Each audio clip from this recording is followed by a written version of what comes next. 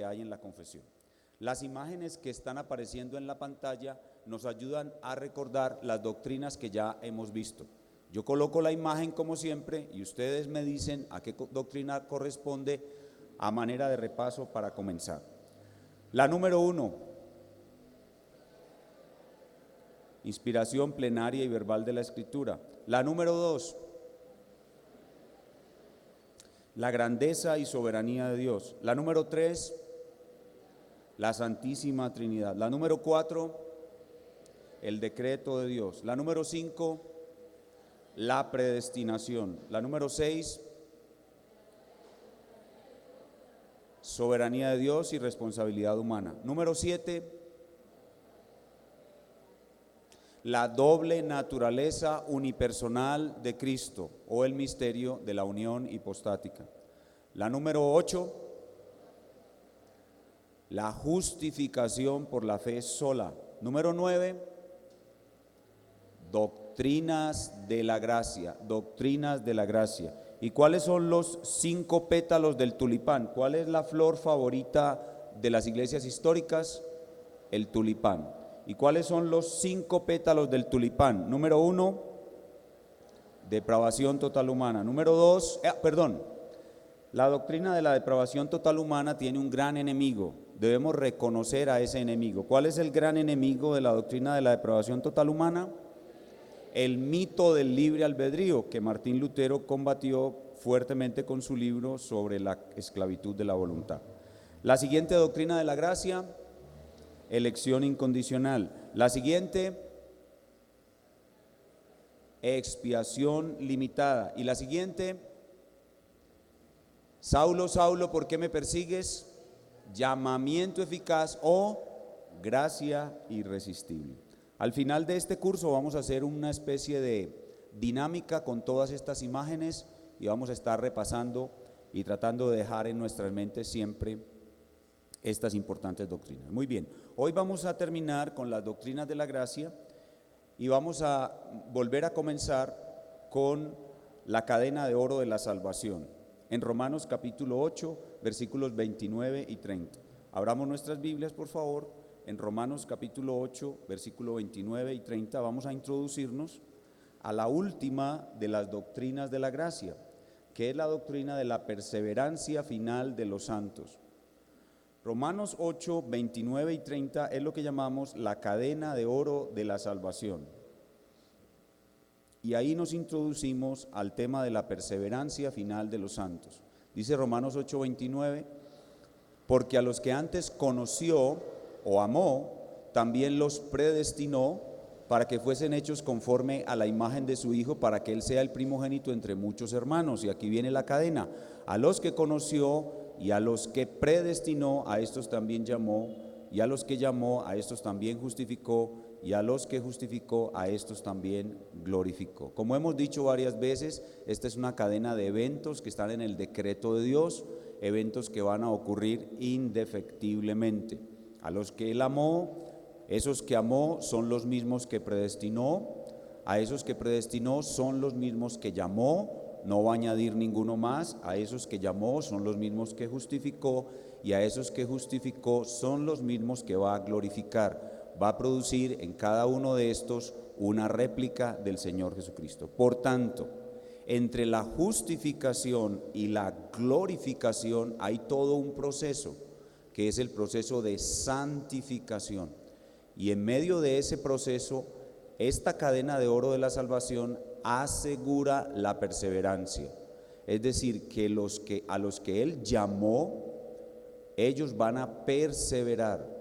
Ellos van a perseverar, Él los va a guardar y los va a hacer perseverar hasta que los glorifique.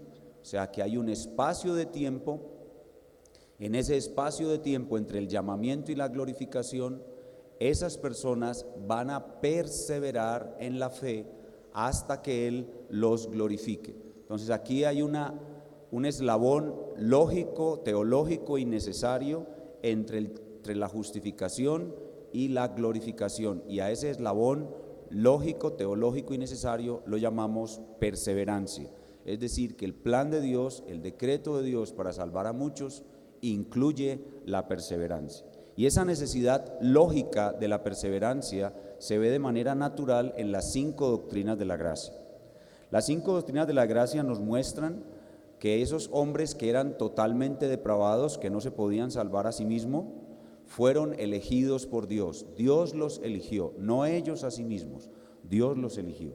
Y como Él los eligió, envió a su Hijo a morir por ellos, en una expiación que es eficaz y limitada.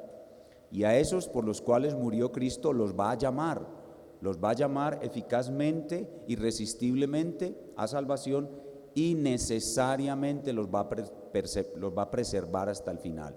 Entonces la doctrina de la perseverancia de los santos surge como una necesidad del decreto de Dios y de la obra que Dios ha planeado hacer para salvar a muchos. Vamos entonces a ver cómo enseña la Biblia la doctrina de la perseverancia final de los santos. Y lo primero que debemos ver es que esta doctrina es enseñada a través de muchísimos versículos y muy claros, versículos en los cuales hay una sobreabundancia de evidencia.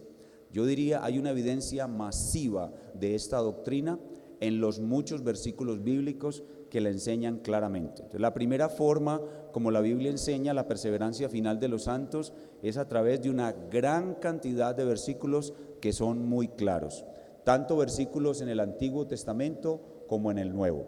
Vamos a hacer un recorrido rápido. Les voy a pedir el favor de que sean ágiles en la búsqueda de versículos para que podamos ver el mayor número posible. Comencemos con Jeremías 32. Jeremías 32, 39 y 40. Los versículos que enseñan la perseverancia final de los santos están en el Antiguo Testamento y el Nuevo Testamento. Obviamente más en el Nuevo que en el Antiguo, pero en ambos testamentos hay versículos muy claros. Jeremías 32, 39 y 40. Jeremías 32 está en el marco de la promesa del nuevo pacto que Dios hizo a través de Jeremías. Y este pasaje enseña muy claramente la perseverancia de los santos. Dice Jeremías 32, 39. Y les daré un corazón y un camino para que me teman perpetuamente. Es un regalo de Dios, un temor perpetuo, para que tengan bien ellos y sus hijos después de ellos. Y haré con ellos pacto eterno.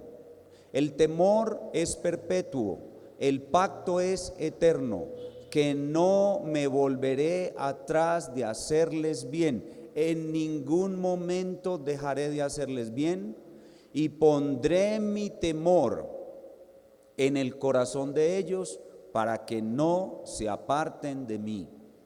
Este versículo tiene por lo menos 3 declaraciones extremadamente claras que indican que Dios guardará o preservará a aquellos que entren en un pacto con Él. La primera declaración es temor perpetuo. El Señor va a dar a los hijos del nuevo pacto temor perpetuo. La segunda declaración es pacto eterno. Pacto eterno, el pacto que Él hará con ellos es eterno. Y la tercera declaración es temor que Él dará en el corazón para que no se aparten de Él. Entonces es un temor permanente, un pacto eterno, un temor que impedirá que ellos se aparten de Dios en ningún momento. Dios los preservará para que el temor de Dios esté en ellos hasta el último día. Otro pasaje muy claro del Antiguo Testamento que enseña la perseverancia final es Isaías 46, 3 y 4.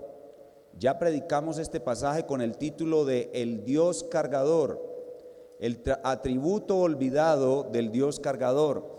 Vamos a leer ese pasaje de nuevo, Isaías 46, 3 y 4. Este pasaje enseña claramente la doctrina de la perseverancia hasta el final de los santos.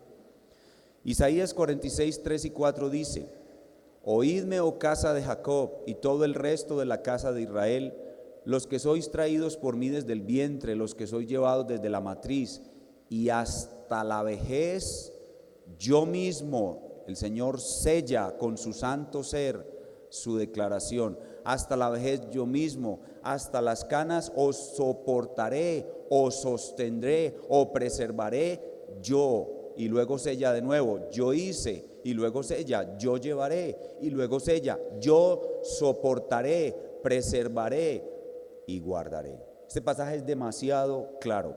Vean conmigo el Salmo 125. El Salmo 125 es otro pasaje muy hermoso que enseña claramente la doctrina de la perseverancia final de los santos. Salmo 125, los primeros versículos solamente. Salmo 125 dice: los que confían en Jehová, es decir, los que tienen fe, son como el monte de Sión, que no se mueve, sino que permanece para siempre. O sea, la fe verdadera permanece para siempre. ¿Por qué? ¿O cómo? Verso 2: como Jerusalén tiene montes alrededor de ella, así Jehová está alrededor de su pueblo desde ahora y para siempre. ¿Por qué la fe de los que tienen fe permanece para siempre? Porque el Señor está alrededor de ellos, guardándolos y preservándolos. Estos tres pasajes para mencionar solo algunos del Antiguo Testamento. Ahora vayamos al Nuevo Testamento, donde está la mayor riqueza acerca de esta doctrina. Comencemos con el Evangelio de Juan. Juan capítulo 5, versículo 24. Todas estas declaraciones son muy claras y sobreabundantes. Juan 5, 24. Juan 5, 24. Dice Juan 5, 24. De cierto os digo, esta expresión es una expresión de absoluta garantía. Amén, amén. Esto es lo que significa de cierto. Es una expresión de absoluta garantía. El que oye mi palabra y cree al que me envió, dice el Señor Jesucristo, tiene vida eterna. No dice tendrá vida eterna, sino tiene, ya la tiene. La vida eterna es algo que no puede dejar de existir. La vida eterna es algo que no puede morir. La vida eterna es sencillamente eterna. Y si uno tiene algo que es eterno, lo tendrá para siempre. Pero si hay alguna duda de lo que Jesús está diciendo, y aquí es donde viene la parte masiva de estos argumentos, que cuando el Señor da un argumento sobre la perseverancia de los santos y seguridad de salvación, lo hace de manera masiva, sobreabundando una y otra vez sobre la misma declaración.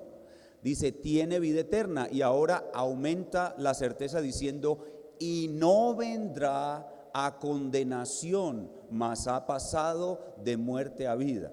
En este pasaje de nuevo hay tres elementos que enseñan la absoluta seguridad de la perseverancia: el desierto, la vida eterna y el no vendrá a condenación. Vamos a Juan capítulo 6, versículos 37 al 39. Juan 6, 37 al 39. Noten la sobreabundancia, la repetición y la claridad. Estos son elementos muy importantes. Juan 6, 37 al 39 dice: todo lo que el Padre me da vendrá a mí, y el que a mí viene no le echo fuera, porque he descendido del cielo no para hacer mi voluntad, sino la voluntad del que me envió. ¿Y cuál es la voluntad del que te envió, Señor Jesús? Y esta es la voluntad del Padre, este es el decreto del Padre, esto es lo que el Padre me envió a hacer, el que me envió. Dice que todo lo que me diere, y eso se refiere primariamente a seres humanos, no pierda yo nada, sino que lo resucite en el día postrero. Este pasaje enseña claramente que la expiación es eficaz, que Cristo vino a hacer una verdadera salvación y no a colocarnos en la categoría de perdonables o salvables. Vino a salvar, vino a perdonar. Esto muestra absoluta seguridad. Los que fueron dados en la eternidad, en el consejo eterno de redención del Padre al Hijo, de esos ninguno se perderá, y Cristo vino para asegurar que así sea. Juan capítulo 10. Juan capítulo 10, noten de nuevo la sobreabundancia de declaraciones claras, de argumentos fuertes y repetitivos de forma masiva. Juan 10, 27 al 29. Mis ovejas oyen mi voz, y yo las conozco y me siguen. Y yo les doy vida eterna, y no perecerán jamás, ni nadie las arrebatará de mi mano. Mi Padre que me las dio es mayor que todos y nadie las puede arrebatar de la mano de mi Padre. De nuevo, en este versículo hay una argumentación masiva. Otra vez, de una manera masiva, el Señor da declaraciones muy claras acerca de la seguridad de la perseverancia. Verso 27 dice, mis ovejas. Debemos preguntarle al texto, ¿cuándo, Señor Jesús, esas ovejas comenzaron a ser tuyas? Esas ovejas comenzaron a ser suyas desde el consejo eterno de redención. Y porque son suyas, dice el texto, oyen mi voz. Y eso nos lleva a la doctrina del llamamiento eficaz. Y luego dice, yo les doy, ellos no la ganan por sí mismos, yo les doy vida eterna. Y de nuevo la expresión vida eterna se refiere a una vida indestructible. Pero por si hay alguna duda, sobreabunda en el argumento, esto es lo que yo llamo argumento masivo, no perecerán jamás. O sea que da el argumento, refuerza el argumento y que te refuerza el argumento. Es lo que yo llamo argumento masivo. No perecerán jamás. Pero es tan masivo que sigue dando más argumentos. Nadie las arrebatará de mi mano. Pero es tan masivo que sigue dando. Es como quien dice, ¿lo vas a entender o no lo vas a entender? ¿Cuántas veces te lo tengo que repetir? Mi Padre que me las dio es mayor que todos. Y de nuevo, y nadie las puede arrebatar de la mano de mi Padre. ¿Entienden lo que es un argumento masivo? Es sobreabundante y así son muchos de estos versículos. Pasemos a Romanos capítulo 5. Romanos capítulo 5. En Romanos encontramos la misma claridad y el mismo estilo de argumentación masiva, una argumentación masiva. En solo Romanos 5 encontramos dos veces el argumento. Romanos 5:1, justificados pues por la fe, tenemos paz para con Dios por medio de nuestro Señor Jesucristo. Ser justificados es ser declarados justos, no culpables, inocentes, absueltos. Y dice el texto que ya tenemos la justificación. Pero si hay alguna duda, Pablo lo refuerza en el versículo 8 hasta el versículo 10. El mismo argumento. Mas Dios muestra su amor para con nosotros, en que siendo aún pecadores, Cristo murió por nosotros. Pues mucho más, noten, estando ya justificados en su sangre, por él seremos salvos de la ira. Noten que para Pablo no hay ninguna probabilidad de que nosotros no seramos salvos. Seremos salvos. ¿Por qué? Porque estamos justificados. Pero por si hay alguna duda, de nuevo inunda el argumento con otra declaración igualmente clara y en el mismo orden. Es lo que yo llamo un argumento masivo. Verso 10. Porque si siendo enemigos fuimos reconciliados con Dios por la muerte de su Hijo, mucho más estando reconciliados que seremos salvos por su vida. Noten cómo repite y repite y repite. Eso es un argumento masivo. Romanos capítulo 8, vamos a Romanos 8, versículo 1. Romanos 8:1. Dice Pablo, ahora pues ninguna condenación hay para los que están en Cristo Jesús, los que no andan conforme a la carne, sino conforme al Espíritu. Y ahora veamos cómo de nuevo inunda el argumento con una argumentación masiva en una cascada que parece un río arrollador, un río que arrasa con todo. Romanos 8, 35 al 39. Este es el más masivo de todos los pasajes en cuanto a su argumentación. Romanos 8, 35 dice, ¿quién nos separará del amor de Cristo? La sola pregunta es una pregunta retórica que solo admite una respuesta, nada. Pero por si de pronto, como les he dicho, por si de pronto alguno no quiere creer, Pablo inunda el pasaje con un argumento masivo. Dice, tribulación o angustia o persecución o hambre o desnudez o peligro o espada, como está escrito, por causa de ti somos muertos todo el tiempo, somos contados como ovejas de matadero. Antes en todas estas cosas somos más que vencedores por medio de aquel que nos amó. Y ahora viene ese gran río, ese gran caudal, ese argumento masivo. Dice, por lo cual estoy seguro de que ni la muerte, ni la vida, ni ángeles, ni principados, ni potestades, ni lo presente, ni lo porvenir, ni lo alto, ni lo profundo, y por si se me olvidó alguna cosa, ni ninguna otra cosa creada, ¿qué hace? Refuerza el mismo argumento que dio en el versículo 35. Nos podrá separar del amor de Dios que es en Cristo Jesús, Señor nuestro. Noten lo que es un argumento masivo. Esto es un argumento masivo. Nosotros amamos al Señor porque Él nunca nos deja de amar. El amor de Él es el que nutre y sostiene nuestro amor, y nada nos puede separar de su amor. O sea, Él no puede dejarnos de amar, como nosotros tampoco podremos dejar de amarlo a Él. ¿Por qué? Porque el amor de Él nutre y protege nuestro amor. Nada nos puede separar de ese amor. Y así sucesivamente. Romanos capítulo 10, versículo 11, otro pasaje bien claro. Dice el apóstol Pablo, citando al profeta Isaías, pues la escritura dice, todo aquel que en él creyere no será avergonzado.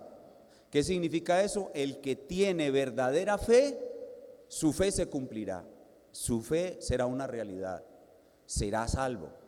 Fe es la certeza de lo que se espera. El que tiene la fe de ser salvo, lo será, no será avergonzado. Otro pasaje, Filipenses 1:6, Filipenses capítulo 1, versículo 6.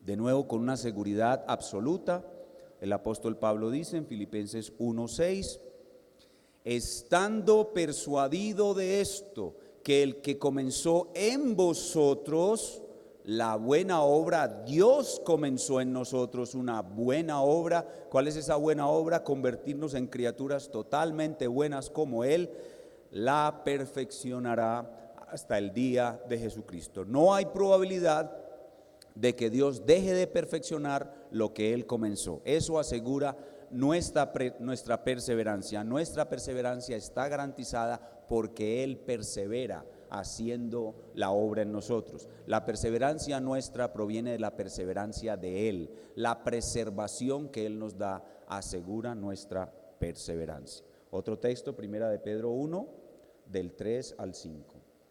No es una cita ocasional en uno o dos autores bíblicos, son citas masivas por todo el Antiguo y Nuevo Testamento. Primera de Pedro 1, del 3 al 5. Dice, este argumento, este pasaje es igualmente masivo.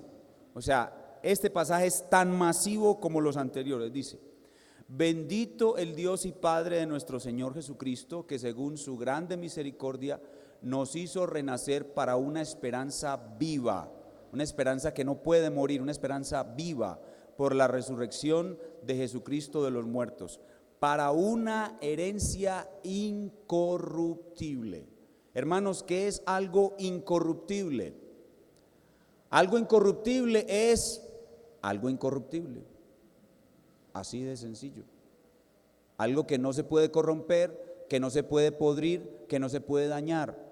La herencia que Dios nos ha dado no se puede corromper, no se puede podrir, no se puede dañar. ¿Por qué? Porque es incorruptible. Pero como he dicho, el argumento es masivo, añade otras expresiones. Incontaminada. ¿Qué es lo que se corrompe? Lo que está contaminado. Pero ¿cómo está esta herencia? No está contaminada.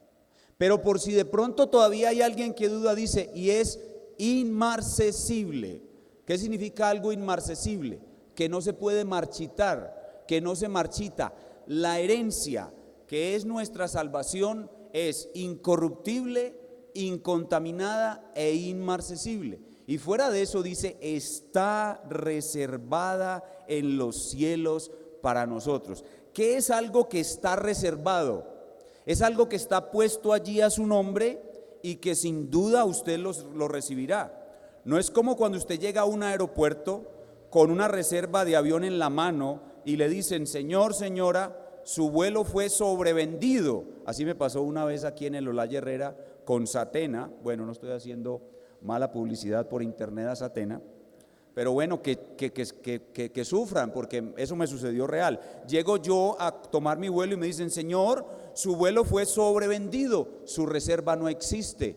Vamos a darle una cantidad de dinero para que se tome un almuerzo y otra cantidad para que regrese en taxi a su casa y lo enviamos mañana a su destino. Esa es una reserva perdida, una reserva sin valor, pero la reserva que está esperándonos en el cielo no puede ser sobrevendida, no puede fallar. Es una reserva segura, está reservada en los cielos para nosotros. ¿Y cómo será posible que esa reserva llegue a ser absolutamente segura? Verso 5, que sois guardados por el poder de Dios. Eso asegura que la reserva es eficaz, porque nosotros somos guardados por el poder de Dios. ¿Qué asegura que llegaremos a obtener aquello que se nos está reservando o que está reservado para nosotros? Nada más ni nada menos que el poder de Dios. ¿Y cómo obra el poder de Dios en nosotros? Mediante la fe. El poder de Dios sustenta nuestra fe. Pastor, pero es que mi fe tiene muchos altibajos. Sí, pero nunca se va a extinguir totalmente.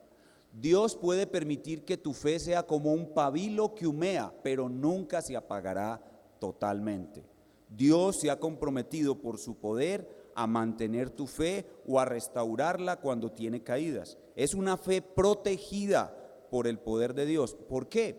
Porque por esa fe vamos a alcanzar salvación. Dice, mediante la fe, para alcanzar la salvación que está preparada para ser manifestada en el tiempo postrero. ¿Ven lo que hemos llamado argumento masivo o una doctrina de argumentación masiva, donde los versículos, muchísimos de ellos son muy claros y de argumentación masiva? Pero la doctrina de la perseverancia final de los santos no solamente se enseña a través de muchos versículos claros con una argumentación masiva, sino que también es enseñada a través de doctrinas de apoyo. Hay otras doctrinas en las Sagradas Escrituras igualmente claras que sirven de apoyo a la doctrina de la perseverancia final de los santos. Así que no solamente por los versículos claros que enseñan la perseverancia, sino por otras doctrinas que la apoyan. ¿Cuáles doctrinas? El decreto de Dios inmutable. Aquel que crea en el decreto de Dios y que Dios en su consejo eterno de redención estableció un plan, y ese plan con su decreto incluye todas las cosas, incluida la salvación de los seres humanos, va a saber que ese decreto es inmutable, que todo lo que Dios estableció se cumplirá. Entonces la doctrina del decreto inmutable de Dios apoya la doctrina de la perseverancia de los santos. Lo mismo que la doctrina de la intercesión de Cristo. Todo aquel que crea que en este instante Cristo está en el cielo intercediendo por nosotros para que en esta clase todos lleguemos a creer y a ser sólidos en la doctrina de la perseverancia final, todo el que cree eso está recibiendo beneficios y está asegurando que la salvación para él será segura. Veamos ese texto que está ahí en la pantalla, Hebreos capítulo 7, versículo 23, que habla precisamente sobre eso, sobre la intercesión de Cristo en el cielo. Así que cuando leemos, cuando estudiamos la doctrina de la intercesión de Cristo, esa doctrina inmediatamente alimenta la doctrina de la perseverancia final y la hace ciertísimamente más segura. Hebreos 7:23 dice: y los otros sacerdotes llegaron a ser muchos, debido a que por la muerte no podían continuar, mas este Cristo, por cuanto permanece para siempre, tiene un sacerdocio inmutable, por lo cual puede también salvar perpetuamente a los que por él se acercan a Dios, viviendo siempre para interceder por ellos. ¿Pueden verlo? ¿Qué está haciendo Cristo en este momento? Intercediendo por nosotros. Por su intercesión, nuestra salvación es segura. Es segura porque Él intercede para salvar perpetuamente. La salvación es un pacto eterno. Los que hemos entrado en este pacto recibimos los beneficios eternos del mismo. Entonces, la doctrina del decreto de Dios inmutable, la doctrina de la intercesión de Cristo, la doctrina de la unión con Cristo. Cuando yo estudio en la Escritura la doctrina de la unión con Cristo, su conclusión inevitable es la seguridad de la salvación. La doctrina de la morada y sello del Espíritu. Cuando yo estudio en la Biblia la doctrina del Espíritu Santo y aprendo que el Espíritu Santo habita en mí, yo soy su morada, y Él me ha sellado para el día de la redención, eso inevitablemente termina en seguridad de salvación, en perseverancia final.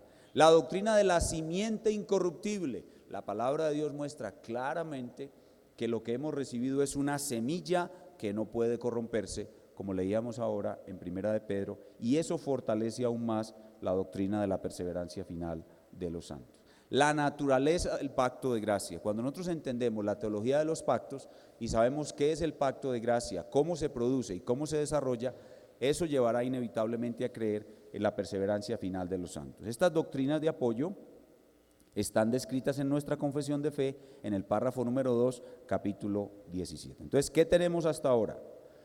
Tenemos que la Escritura nos enseña que hay una corriente masiva de versículos claros a lo largo de toda la Escritura con doctrinas de apoyo muy claras. Es un gran río, es un río gigantesco, masivo, es una catarata, es un río caudaloso con rápidos y corrientes voluptuosas que arrasan todo lo que sea. Pero la dificultad de esta doctrina, y por la cual muchos no la creen, es porque en la misma Escritura, a pesar de que este río masivo, gigante, caudaloso como ninguno está en la Escritura, también hay unos pequeños riachuelos que parecen ir en la dirección contraria. Este es el gran río de la corriente doctrinaria que hemos mencionado, pero en la Escritura hay unos pequeños riachuelos que parecen ir en la dirección contraria. Y eso es lo que hace que gran cantidad de personas no crean la doctrina de la perseverancia de los santos y su consecuencia lógica, que es la seguridad de la salvación. Esta es la dificultad. La dificultad es que la Escritura presenta, cuando yo di estas clases por primera vez, hace por ahí 10, 12, 13, 14 o 15 años, yo conté 25 o 26 versículos. A medida que he ido dando las clases a lo largo de estos años, cada vez me encuentro más versículos que puedo colocar en este lado de la diapositiva. Hasta el momento voy contando más o menos unos 29 versículos claros, pero estoy seguro de que hay más. El punto es que uno no los ve bien, porque cuando lee la Biblia no está pensando en esto, sino en lo que el pasaje pueda comunicar. Pero cuando uno mira con cuidado, hay más de 29 versículos claros con argumentación masiva. No se olviden de eso, eso es muy importante. Hay más de 29 versículos claros con argumentación masiva que enseña la perseverancia de Dios sobre la fe del creyente. Y hay más o menos unos 8 versículos que son dudosos, es decir, que parecen enseñar lo contrario, que parecen enseñar que la salvación se puede perder. Cuando uno estudia la Biblia, uno tiene que saber que Dios nos ha dado en la misma Biblia reglas de interpretación. Y aquí hay que aplicar una regla de interpretación muy importante. Y esa regla es muy sencilla y fácil de recordar. Lo claro ilumina lo oscuro. Lo claro, lo masivo, lo claro y numéricamente masivo debe iluminar a lo oscuro y minoritariamente difuso.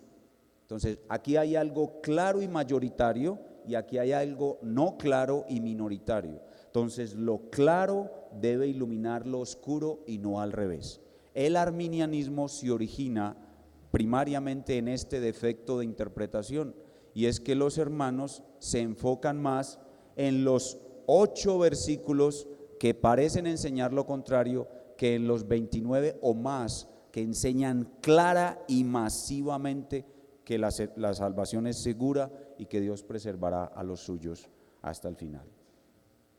Vamos a ver cómo, enseguida vamos a mirar algunos de esos versículos para mostrar que ellos pueden ser entendidos de otra manera. ¿Cómo lo pone la Confesión de Fe de Londres de 1689 después de todo un estudio exegético que hicieron los sabios de Westminster?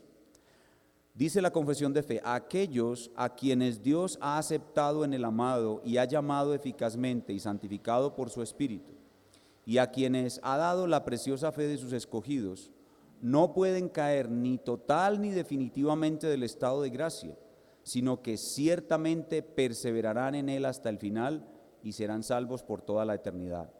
Puesto que los dones y el llamamiento de Dios son irrevocables, por lo que Él continúa engendrando y nutriendo en ellos la fe, el arrepentimiento, el amor, el gozo, la esperanza y todas las virtudes del Espíritu para inmortalidad. Y aunque surjan y les azoten muchas tormentas e inundaciones, nunca podrán arrancarles del fundamento y la roca que por la fe están aferrados, a pesar de que por medio de la incredulidad y las tentaciones de Satanás, la visión perceptible de la luz y el amor de Dios puede ensombrecérseles y oscurecérseles por un tiempo.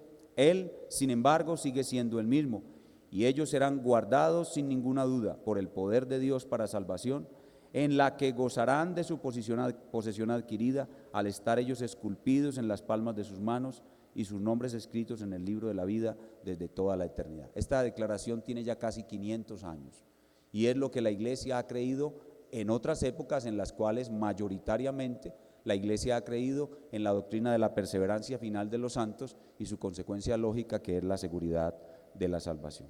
Pero entonces, ¿cómo podemos explicar algunos de estos pasajes que parecen enseñar lo contrario? Vamos a Hebreos capítulo 6, versículos del 4 al 6.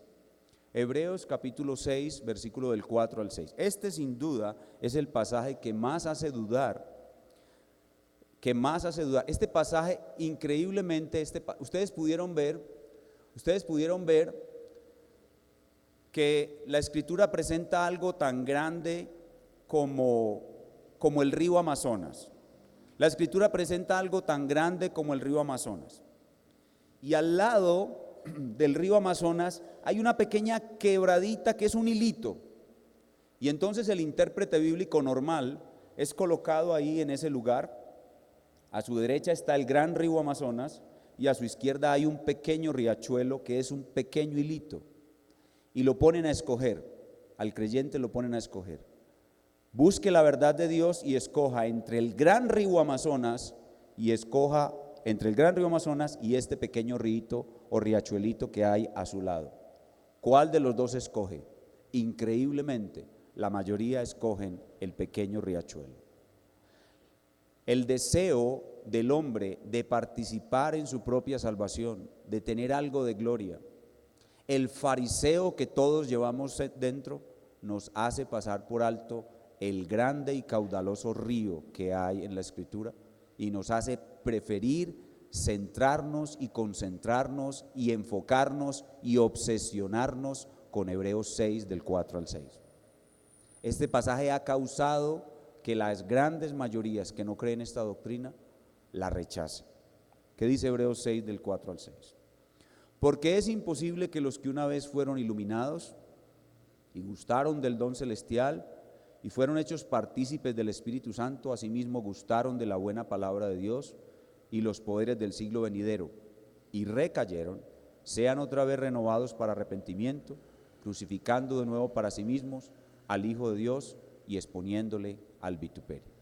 Este pasaje aparentemente parece enseñar que la salvación se puede perder, porque aquí se menciona a algunos individuos que fueron iluminados, que gustaron el don celestial, que fueron hechos partícipes del Espíritu Santo, que gustaron la buena palabra de Dios y los poderes del siglo venidero y recayeron.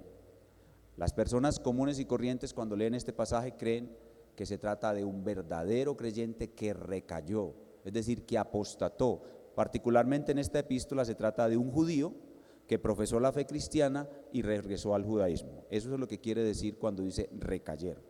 Entonces la mayoría leen este pasaje y hacen que inmediatamente quieran bañarse en el riachuelo. Ni siquiera caben en el riachuelo, no les moja sino los pies, y prefieren el riachuelo que el caudalosísimo río Amazonas que está delante de ellos. Y eso es lo que produce el arminianismo, que predomina en nuestros días. ¿Qué es lo que debemos hacer nosotros? Lo que veíamos ahorita, lo claro debe arrojar luz sobre lo oscuro y no al revés. Lo masivo y mayoritario debe arrojar luz sobre lo minoritario. Esa es la forma correcta. Entonces, si la Biblia enseña tan claramente, tan masivamente que la salvación es segura, este pasaje no puede enseñar contrario al resto. Debe haber otra forma de entenderlo en la cual resulte en armonía con el resto de la enseñanza bíblica. Y lo primero que debemos hacer es preguntarnos, ¿creía el autor de Hebreos que la salvación se puede perder? ¿Creía el autor de Hebreos que la salvación se puede perder? Hay otros pasajes en el libro de Hebreos que den siquiera la insinuación de que este hombre creía que la salvación se podía perder. No, antes todo lo contrario. Hay más de una cita que muestra claramente que el autor de Hebreos no creía que la salvación se puede perder.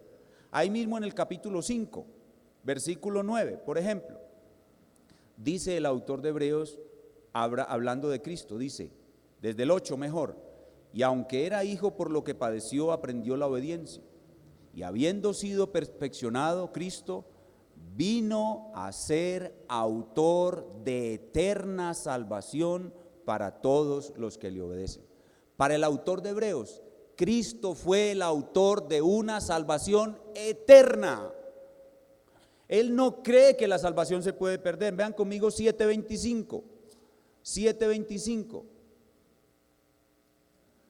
Hablando de Cristo otra vez, por lo cual también puede salvar, ya lo leímos ahorita, puede salvar perpetuamente a los que por él se acercan a Dios, viviendo siempre para interceder por ellos. ¿Indica esto o da la más mínima sospecha de que este autor cree que la salvación se puede perder? Vean conmigo 9:12.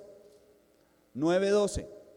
Y estamos hablando del mismo autor, ni siquiera estamos trabajando con un versículo paralelo de otro autor, es el mismo autor en la misma carta. 9:12.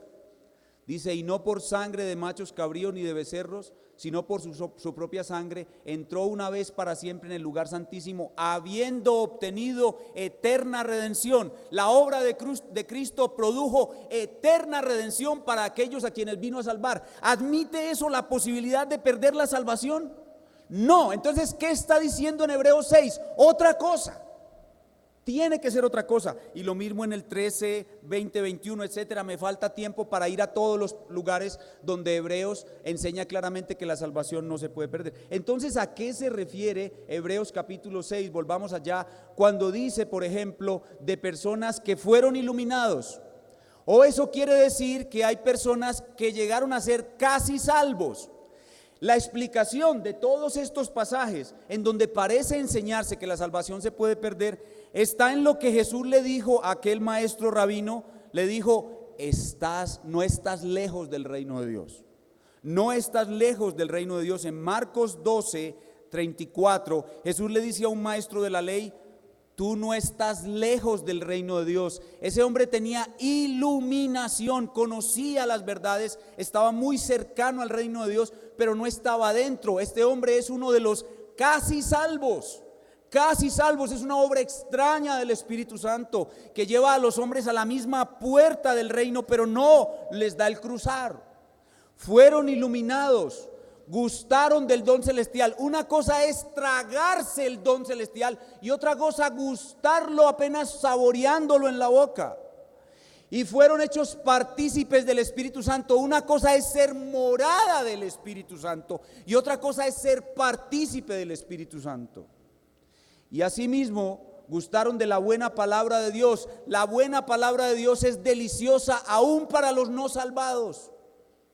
En Mateo capítulo 3, en la parábola del sembrador, de los 4 terrenos, hay una semilla, hay un terreno que cuando la semilla cae en ese terreno, esa persona se emociona y quiere la palabra de Dios y le gusta la palabra de Dios, pero cuando viene la prueba lo abandona. A esa persona le gustó la palabra de Dios, pero nunca fue salvo.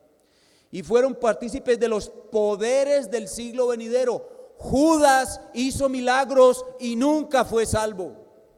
Este pasaje no habla de un creyente que perdió la salvación, sino de un casi salvo que se regresó al judaísmo. Eso es lo que enseña este pasaje. Hay otros pasajes, ya no tengo tiempo para explicar, Pero por ejemplo, segunda de Pedro capítulo 2 versículo 1 hace dudar a muchos. Segunda de Pedro capítulo 2 versículo 1 hace dudar a muchos, porque dice: pero hubo también falsos profetas entre el pueblo, como habrá entre vosotros falsos maestros que introducirán encubiertamente herejías destructoras, y aún negarán al Señor que los rescató, atrayendo sobre sí mismos destrucción repentina. Si hacemos el mismo análisis que hicimos en Hebreos, vamos a ver que segunda de Pedro no enseña que la salvación se puede perder.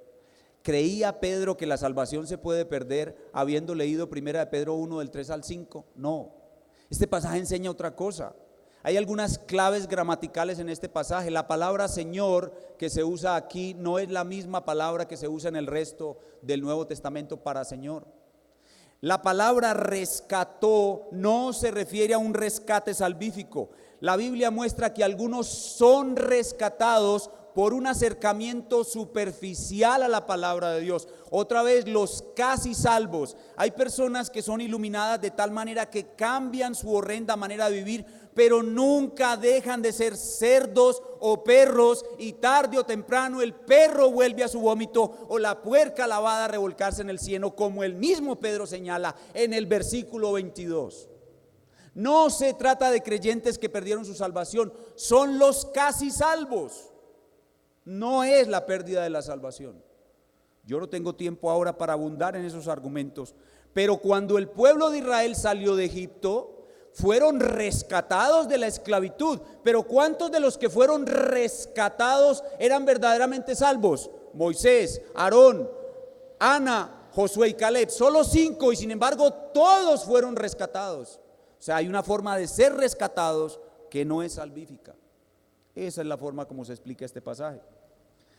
Ahora las objeciones sobreabundan y le dicen a uno: si le decimos al pueblo de Dios que la salvación no se puede perder, entonces se dedicarán al pecado. Falso de toda falsedad. No, si son verdaderos creyentes. Otros dicen: algunos pasajes parecen indicar que la perseverancia es algo que el hombre hace, como Mateo 24:13, cuando dice: mas el que persevere hasta el fin, este será salvo. Claro que sí, claro que la perseverancia es algo que el hombre hace. El verdadero creyente está perseverando. Por eso es que es verdadero creyente, porque persevera. Lo que identifica a un verdadero creyente es que él persevera. Pero él, ¿por qué persevera? Porque Dios persevera cuidándolo. Entonces Dios te manda a perseverar a pesar de que Él persevera cuidándote. Las dos cosas. ¿Qué decir de los que parecían ser creyentes y se regresaron al mundo, que no eran verdaderos creyentes? Primera de Juan 2:19, salieron de nosotros porque no eran de nosotros. Si hubieran sido de nosotros, habrían que permanecido con nosotros. No es un verdadero creyente que se pierde, es un casi salvo o un falso creyente que regresa a la apostasía. ¿Por qué en general el pueblo de Dios se resiste a creer esta doctrina? Ya lo dijimos, por el mito del libre albedrío y porque todos llevamos un fariseo por dentro.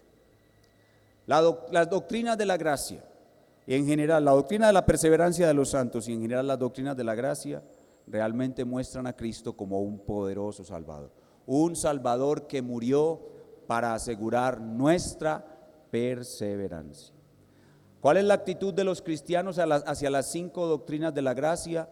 Muchos jamás la han escuchado, muchos las escuchan y reconocen en ellas el verdadero evangelio y las abrazan, pero muchos las escuchan e inmediatamente las consideran una herejía y comienzan a atacar a los que las predicamos, acusándonos de ser hipercalvinistas. Extrañamente, ellos nunca han sabido qué es un hipercalvinista, pero cuando nos ven a nosotros predicando la doctrina de la gracia, inmediatamente nos reconocen como hipercalvinistas, como si nosotros no supiéramos qué es ser hipercalvinista, y nos acusan. Eso es porque llevan un fariseo por dentro. Algunos aceptan solo 4 de las doctrinas de la gracia y son los autodenominados calvinistas de 4 puntos. En esta iglesia somos calvinistas de 5 y a veces hasta de 6 puntos. Otros dicen que no son ni calvinistas ni arminianos, sino que nosotros somos integrales. Nosotros no somos ni calvinistas ni arminianos. Eso es una discusión del pasado. Nosotros somos integrales. No es posible ser no es posible estar en la mitad. O eres calvinista o eres arminiano. A pesar de que digas que no eres una cosa o la otra, lo que enseñas nos dirá que eres. Si enseñas que la salvación se puede perder, ¿qué eres? Arminiano. Si enseñas que la salvación no se puede perder, ¿qué eres? Calvinista. No hay punto intermedio.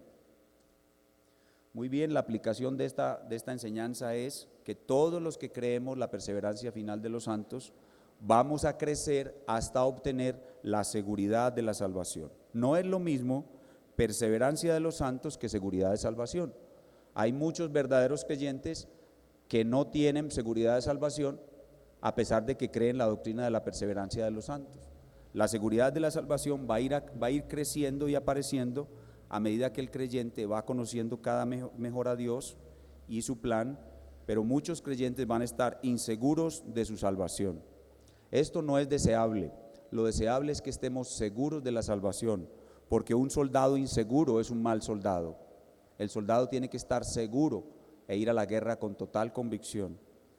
Pero esta doctrina no solamente nos da seguridad de salvación, sino que nos da humildad.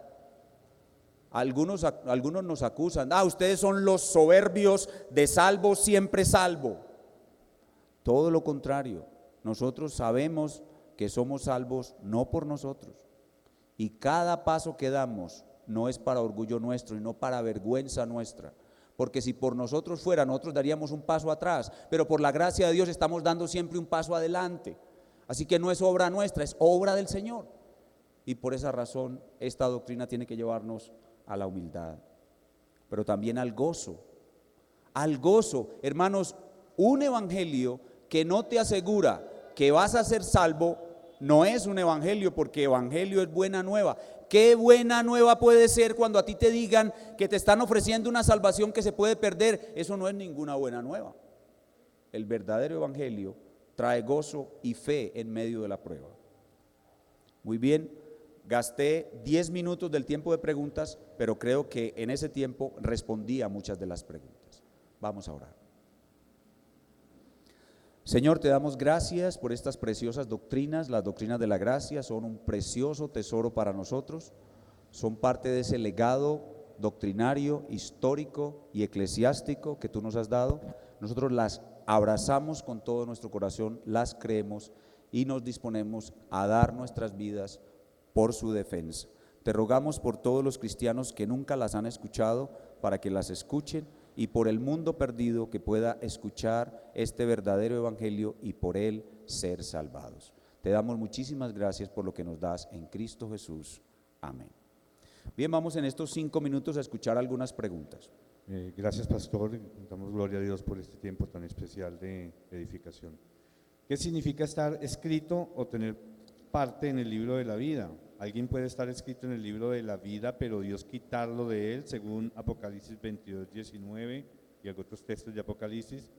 ¿Cómo podemos explicar esto? Bien, ese es uno de los pasajes que produce confusión y hace que las personas no les guste bañarse en el río Amazonas, creen que está lleno de pirañas y prefieren el pequeño riachuelo que está a su lado. La palabra de Dios muestra de una forma retórica que hay algunas frases donde dicen que el Señor no borrará su nombre del libro de la vida en Apocalipsis 3, y en Apocalipsis 22 dice: borraré su nombre del libro de la vida del Cordero. Estas declaraciones no pueden ser tomadas como una enseñanza que diga que la salvación se puede perder o que uno pueda ser borrado del libro de la vida. Escuchen bien, son figuras retóricas que se constituyen a manera de amenazas para guardar a los verdaderos creyentes de la apostasía. Nosotros vamos caminando hacia la ciudad celestial y el camino por el cual vamos caminando es un camino muy estrecho, muy angosto, y ese camino está al lado derecho con un enorme abismo y al lado izquierdo hay otro enorme abismo. Al lado derecho está el abismo del desaliento. Cuando tenemos muchos problemas, los cristianos vamos caminando y tendemos a irnos al abismo del desaliento. Para librarnos del abismo del desaliento, Dios nos ha dado preciosas y maravillosas promesas. Entonces, cuando nos estamos cayendo al abismo del desaliento, Dios nos recuerda sus promesas y levanta nuestra fuerza y nos devuelve al camino estrecho y seguimos caminando entre dos acantilados. Pero en ocasiones no vamos hacia el abismo del desaliento, sino vamos al abismo de la apostasía, la mundanalidad. El cristiano comienza a emborracharse, a serle infiel a su esposa, a fumar, a apostar y va rumbo directo a la apostasía. Para guardarlo de la apostasía, Dios le hace amenazas. Y una principal de esas amenazas es: te vas a ir al infierno. Pero ¿puede un cristiano irse al infierno, pastor, según lo que usted ha enseñado? No. Pero entonces, ¿por qué lo amenaza con que se va a ir al infierno o con que lo va a borrar del libro de la vida? Porque el único que tiene temor de irse al infierno o de que lo borren del libro de la vida es el cristiano. Y por esa razón lo amenaza con eso. Entonces Dios usa esas amenazas para preservar al cristiano. Pero no significa que el cristiano pueda ser borrado del libro de la vida o que el cristiano pueda ir al infierno. Es una figura retórica. No enseña que el hombre pueda ser borrado del libro de la vida. Tendría que tomar una sola hora para explicar esos dos pasajes, lo cual ahora no puedo. Pero simplemente déjeme decirle eso. Son figuras retóricas. No es una enseñanza contraria a la del caudaloso río de la Escritura.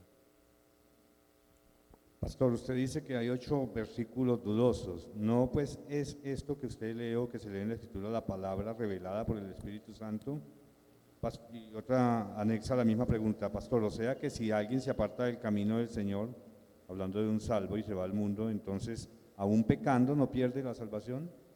No es que los versículos sean dudosos en sí, sino que el contexto, las circunstancias en que se produjeron esos versículos, debido a que nosotros estamos lejos de ese contexto, para nosotros es dudoso. El problema no está en la Escritura, el problema está en nosotros.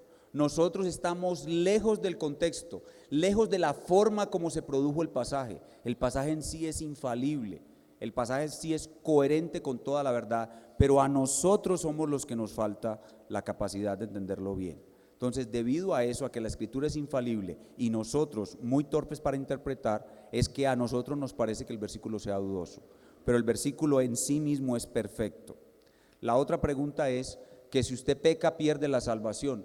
Dígame cuáles pecados que usted comete le hacen perder la salvación. Mencione un pecado que usted crea que le haga perder la salvación. Ningún pecado te va a hacer perder la salvación. ¿Por qué? Porque todos fueron pagados, desde el más pequeño hasta el más grande. Así que no vas a poder perder la salvación por pecar. Si apostata, si se aparta de la fe, perdió la salvación, ya lo dijimos, nunca fue creyente. No se puede perder la salvación. Pastor, hay problema en decir yo soy calvinista. Deberíamos más bien decir soy cristiano bibliocéntrico y cristocéntrico. Sí, yo por ejemplo puedo decir que soy calvinista, no tengo ningún problema, como el hermano Giovanni Vélez también. Son etiquetas históricas. A la gente las confunden esas etiquetas históricas y ciertamente sería mejor decir yo soy cristiano, yo soy bíblico, yo soy cristocéntrico. Ese es el mejor lenguaje. Pero aquí en la casa, aquí entre nosotros podemos utilizar esas etiquetas históricas sin problema. Pastor, listo. Las otras preguntas yo creo que fueron claras en la exposición. Recordar a la iglesia, a los hermanos, las inscripciones para la convención del primer puente del enero del 2016, la vida piadosa. Recordemos que los cupos son limitados y que a la entrada de la iglesia hay unos hermanos que están encargados precisamente de separar los cupos. Desde este momento en el proyector estamos viendo la información. La convención será el 9